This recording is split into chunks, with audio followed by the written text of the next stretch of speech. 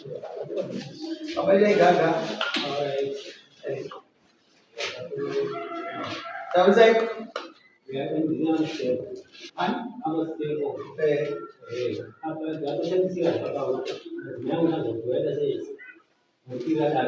Apa dari dia? Macam segi benda tu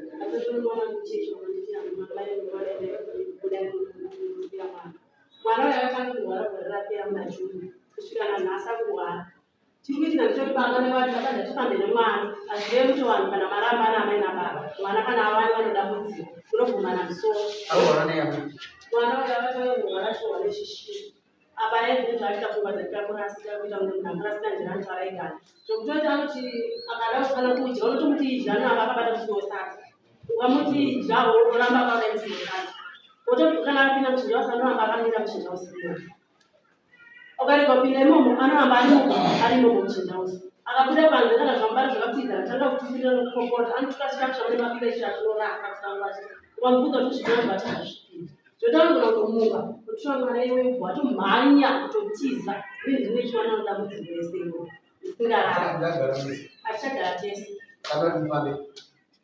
ndani ndaita baba sezvo uyu mwana asokutanga ndochitukurwara kurwara kunenge kurwara saka ndati wakumbira baba kuti sevanhu kana yavani vanoda kuti toita chinhu chimwe chete chisungo chimwe chete tobatsirana basi mwana warwara tochipiri apa tokwamba tesa ogariswa ne mwana uyu tireka anza kuchifamba mwana warwara munguvuma here kwamba kwamba chifamba apedza kanyenya tangari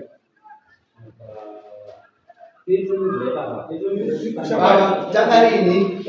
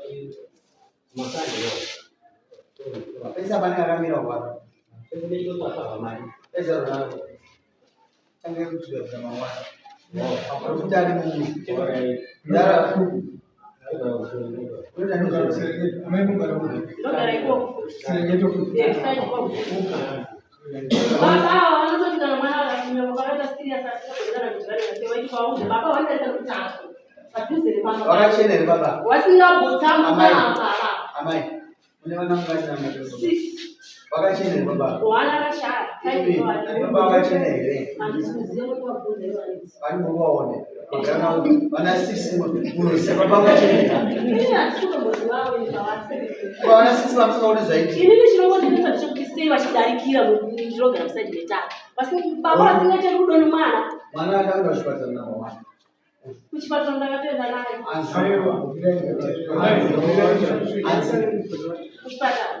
kuchipatara akatosvika akatotesitwa zvese akatoitwa zvese wakatomunyaye ndakatomboka ndakazogomba wakamutesta zvese wabva nditi motofamba kunaye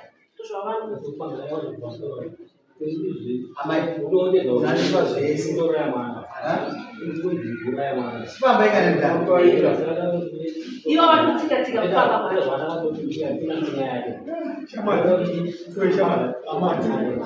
nyaya yako yepamunouya kudai usipaketi tigire makati emwana vanti iwe shamwari chimbotuzosvika pakuziwetototoiwa umujengajenge pavanhu vako iwewe aiwaka todayangomangwani mapozori wobvasingabhadharisi famanotora wei 1 2 kamangonokugama pambozori utasei ushandokunyina mwana chete kure mangwana kwedu Sura ukutika nebandla ndakawabata.